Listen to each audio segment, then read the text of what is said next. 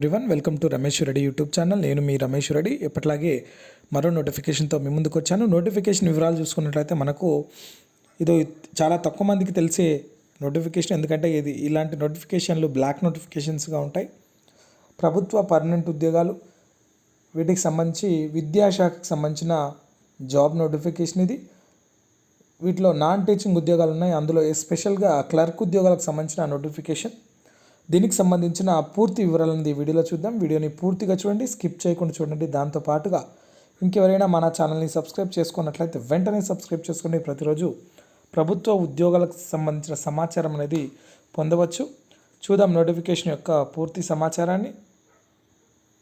మనకు అప్లై చేసేటప్పుడు కావాల్సిన డాక్యుమెంట్స్ కనుక చూసుకున్నట్లయితే passport size photograph and signature, date of birth certificate, ఒకవేళ డేట్ ఆఫ్ బర్త్ సర్టిఫికేట్ లేకపోతే 10th క్లాస్ సర్టిఫికేట్ ఉంటుంది కాబట్టి అది పెట్టుకోవాల్సి ఉంటుంది. అదేవిధంగా మట్రికులేషన్ సర్టిఫికేట్ అంటే 10th class mark sheet, intermediate mark sheet అంటే మెమోస్, డిగ్రీ డిప్లొమా వాటికి సంబంధించిన మార్క్ షీట్స్, మెమోస్, ఎక్స్పీరియన్స్ ఉంటే ఎక్స్పీరియన్స్ సర్టిఫికేటు. ఒకవేళ ఆల్రెడీ వర్క్ చేస్తున్న గవర్నమెంట్ ఎంప్లాయీస్ అయితే ఎన్ఓసి పెట్టాల్సి ఉంటుంది. దాంతోపాటుగా క్యాస్ట్ సర్టిఫికేట్, ఎవరికైతే క్యాస్ట్ రిజర్వేషన్ కింద అప్లై చేస్తారో వాళ్ళు క్యాస్ట్ సర్టిఫికేట్ పెట్టాల్సి ఉంటుంది. ఫీజు వచ్చేసి మనకు 1000 rupees for general, EWS and OBC and 500 rupees for SC, ST and PWD కేటగిరీస్కి. మనకి నోటిఫికేషన్ అనేది national institute of education, planning and administration, కేంద్ర ప్రభుత్వ మానవ వనరుల శాఖ ఏదైతే ఉందో దానిలో ఉన్న ఈ సంస్థ ద్వారా మనకు lower division clerk direct recruitment basis పైన నోటిఫికేషన్ అనేది విడుదలైంది. దానికి సంబంధించి లాస్ట్ డేట్ అనేది మనకు ఫిబ్రవరి 14 అనేది ఉంది. ఆ లోపల అప్లికేషన్ చేసుకోవాల్సి ఉంటుంది. మనకు దాదాపుగా 10 వేకెన్సీలు అనేవి పడ్డాయి. గ్రూప్ సి ఉద్యోగాలు, అన్రిజర్వ్ 4, ఓబీసీ 3, ఎస్సీ 2, ఈడబ్ల్యూఎస్ 1 ఉంది. బేసిక్ పేని మనకు 19,900 నుంచి శాలరీ స్టార్ట్ అవుతుంది. అయితే వీటితో అదనంగా మనకు అలవెన్సెస్ అవన్నీ ఉంటాయి కాబట్టి దానికి సంబంధించి చూసుకోవచ్చు. అదేవిధంగా 12th క్లాస్ పాస్ కావాలి. Skill test norms only on computer English typing 35 words per minute or 30 words per minute in Hindi అనేది ఇస్తారు. మినిమం 18 సంవత్సరాల నుంచి 27 సంవత్సరాలు ఉండాలి. కేటగిరీ వైజ్గా రిలాక్సేషన్ ఉంటుంది. Written test and skill test ఆధారంగా సెలక్షన్ చేసుకుంటారు.